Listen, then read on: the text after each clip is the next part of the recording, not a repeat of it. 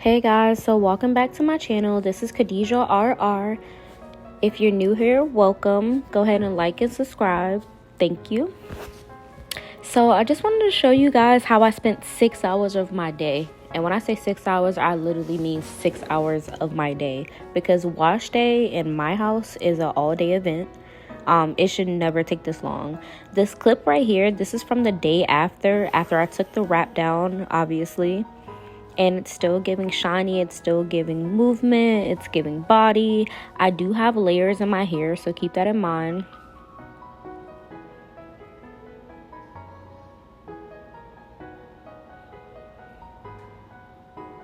Alright, so I'm gonna start off by just pulling the hair tie out of my hair. It's giving dusty, crusty, musty, and my hair is like super filthy. This is like from 3 to 4 weeks of not washing my hair. I don't wash my hair often because, like I said, it's an all-day event in my house. The products that I'm using Mielle Organics, and I do mix my deep conditioners sometimes.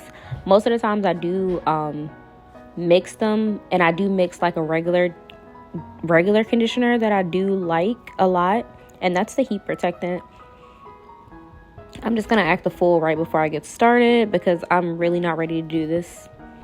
Before I get started, I do like to thoroughly detangle my hair from the tip to the root of my hair, and I am really gentle while I'm doing this process. So I free part with my fingers, like I parted my hair down the middle, and then I do one side and then I do the same exact step on the other side. And I'm just showing you a couple of pieces of my shed hair, but of course that's not all that I shedded. I shedded enough to make a wig once I combed everything out. And like I said, my hair is really filthy, really dirty. So around the front perimeter of my hair, I do have like a lot of edge control and gel. And then this was after I washed it out. I did wash my hair in the sink that particular day. Look at the type 4 hair. Look at the thickness. At this point, I was contemplating on doing a twist out. Look at the back of my hair. Like, the back of your hair should never look like that. So while I'm doing while I'm applying my deep conditioner, I do put my hair in like 4 to 8 sections, somewhere between 4 and 8 sections, just so I can make sure every strand is coated with the deep conditioner that I do apply to my hair. And then sometimes I even split those larger sections into smaller sections, and I do twist my hair up once I'm done applying the deep conditioner, just so it can stay out of the way and just so I know where I applied the deep conditioner already. One day I'm going to do a hot oil treatment. I've never done my own hot oil treatment, and I actually hate doing my own hair in general. Like, I literally rather go get my hair done. Even if it's just like a silk press and a trim, I really would rather just go get my hair done. But because of the economy, of course, I cannot get my hair done all of the time like I used to. And then I'm a mom, so sometimes I have to use PTO, or I can only get an appointment on the weekend, on a Saturday. So I really have to work with my own schedule now. And I don't know, the older I'm getting, the less I like to always do twist outs. It makes me look like a little girl, and then my twist outs aren't full as they used to be. Like, the longer my hair gets, for some reason my twist outs, they don't be like twist out and like they're supposed to. Or it may be because I have layers now, but who knows. So once I get done applying my deep conditioner, I do apply a cap, and then I apply another cap because I don't have a steamer. Steaming is really good for your hair. So I'm just gonna try to put as much heat in this cap as I can, and I do leave this on for 30 to 40 minutes or until I figure out what I'm doing next. Really, it kind of stays in longer sometimes, but I don't recommend that because it only says leave in to 15 to 20 minutes. But that's just me, hey. I did apply heat protectant to all of my sections. I did apply about 2 pumps each. And then this is just me separating the larger part of my hair. And I'm detangling with my tangle teaser. Do y'all see my face? You know I was tender-headed as a kid, and I'm still kind of tender-headed when I get braids, because child, that scalp be pulling. Like, that's why I'm so gentle with this process. You really have to take your time detangling your hair, because one, this is like, everything you do when you're doing your silk press is like really important, especially how straight you get your hair while blow drying. That's going to determine whether your press is going to last, whether your roots are going to be flat. And then you, of course, before you even blow dry your hair, you want to start off detangling. Or I guess I should say detangling very well. Before I do put the heat to my hair, I do make sure that I get every single knot, every single kink. If it's not easy to glide through my hair, then basically I need to go over that part again. Because once I get to the blow drying part and start pulling, it's very uncomfortable. And then, of course, it gets hot.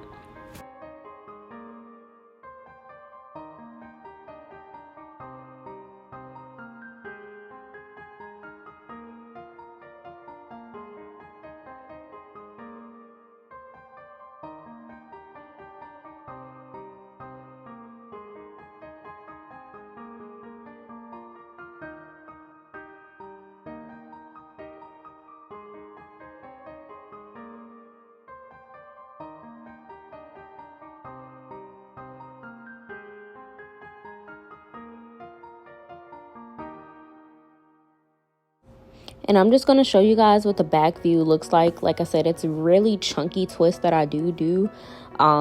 It doesn't have to be perfect. This is not like the straightening process. So these twists do not have to be perfect at all. When I do blow dry my hair, I like to use the tension method first before I apply the actual heat to my hair and scalp. So the tension method is when you pull your hair really tight or really taut. So I pull it out as long as my hair goes, and then after that I start combing through. And this, I do the tip to the root as well, just like the detangling process. And you're gonna go through this very slowly. Like it's no need to rush this, because like I said, this is going to determine how your silk press looks. So make sure you take your time when you're blow drying your hair. And yes, my blow dryer does have duct tape on it, and it is broken. Well, I guess it's not broken. The comb attachment just doesn't stay on. And then, of course, my hair is thick, so sometimes it likes to come off. So I did go ahead and tape it around there. And don't judge me, because me and my blow dryer, we're ride or die. Like, I'm not going to buy another one until this one is broken, because this one works just fine. It just has tape over it. And what's the point of wasting money and getting another one when this one works? And it gets super hot.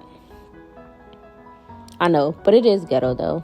Like, now that I'm looking at it, it's super ghetto.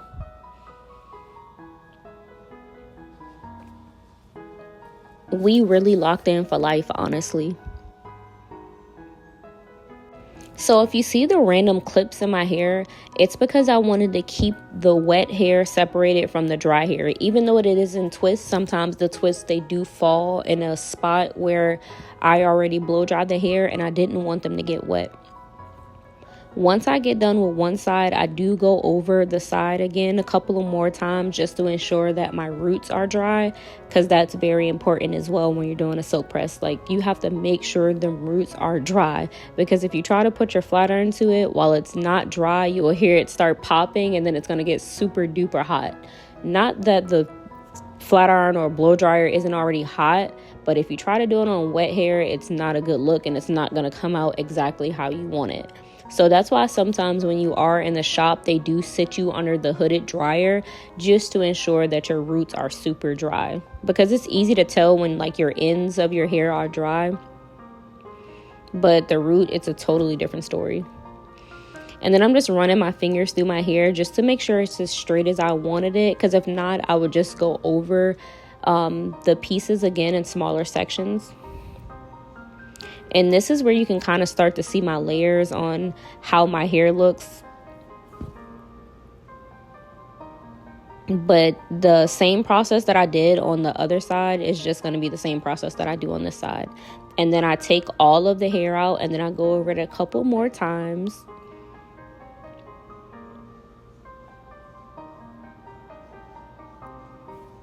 The better the blow dry, the less heat you have to use while you're in your flat iron process. So this is why I'm just very careful and I move very slowly while I'm doing this process. And I did go ahead and finish kind of the back quarter of my hair. And I just wanted to show you guys that it actually does move. It has movement. It has body. When I am flat ironing my hair, I do 2 passes. And with the second pass, I use the chase method. The chase method is when you have your comb following behind your flat iron. So I tap my roots 2 times and then I do the whole strand 2 times. And like I said, the second time is the time that I do the chase method, where I'm following along my flat iron with the comb.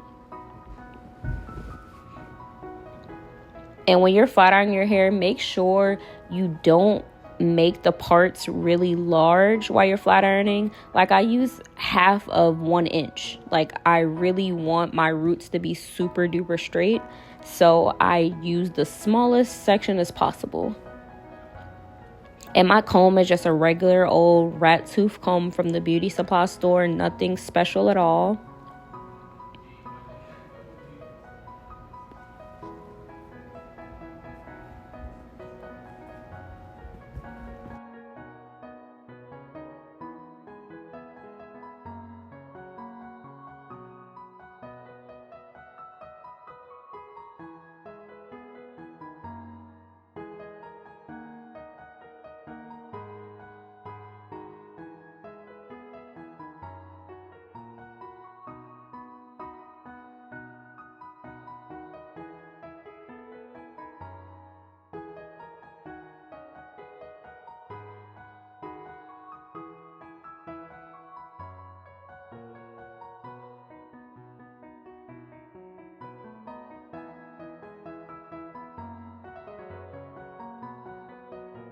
Y'all, my lips was so crusty at this point, and I've been in the bathroom already like 4.5 hours doing this whole wash day process.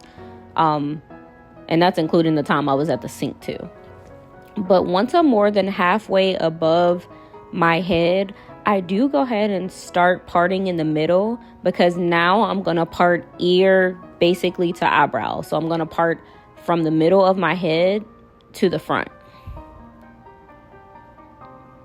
Because now I have a middle part, so I obviously want my hair to fall on the sides even, or as even as it can, because I do have layers.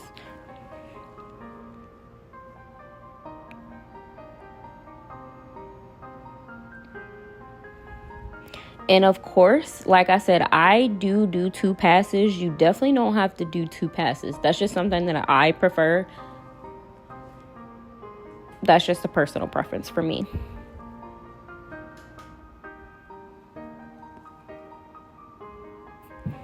But at this point, y'all, I can see it in my face that I'm already getting like tired and irritated. Sometimes when I get to the front of my hair, like I just be so exhausted. It's like I be wanting to make the parts bigger. I be wanting to only do 1 pass. Like I just be wanting to hurry the heck up.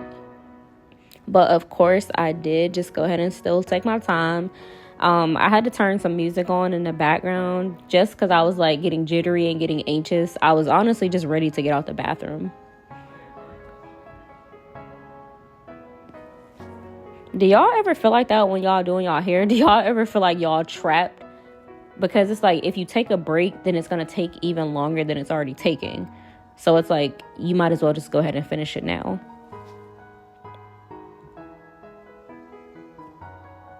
And don't get me wrong, I did stop a couple of times, especially like when I got out the shower and washed the deep conditioner out.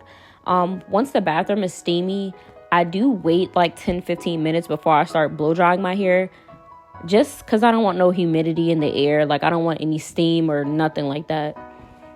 But whenever I do like start to overheat or start to sweat a little bit, I just stop for a little bit, a good 7 to 10 minutes.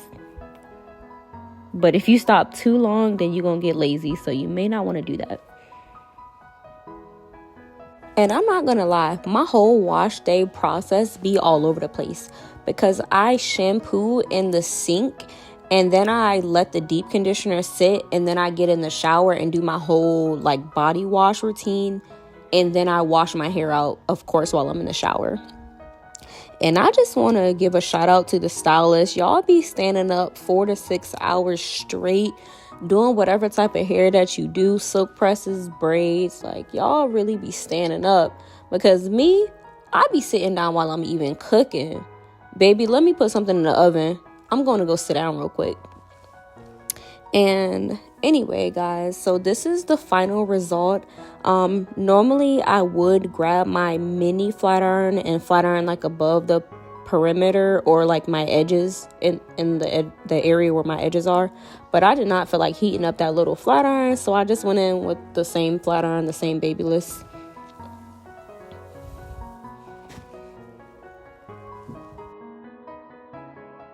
Now, when you're normally getting your hair done like in a shop, they usually grab a wax stick and put it along like your edges, and then they use like the mini flat iron.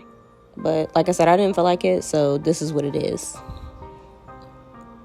And this clip right here, this is the very next day. I am at work. I do work from home, so I'm just going to show you guys my takedown, show you how it looks. I have double protection when I do this, and then I just wrap it at night. And then it lasts me for like a good 10 days. Now, when I do get my hair like silk pressed professionally, it does last between like 14 and 16 days. But when I do it myself, it's only like 10 days. And sometimes it's only like 8 days, honestly. It all depends on like the weather. It depends on how I'm taking care of it. If that shower steam got to me. But I try my best not to let the shower steam get to me. But honestly, for me doing this at home, I am very satisfied. And I just wanted to thank you guys for watching and sticking with me through this whole process. And I would love for you to like, comment, and subscribe. And thank you. So until my next video, bye guys.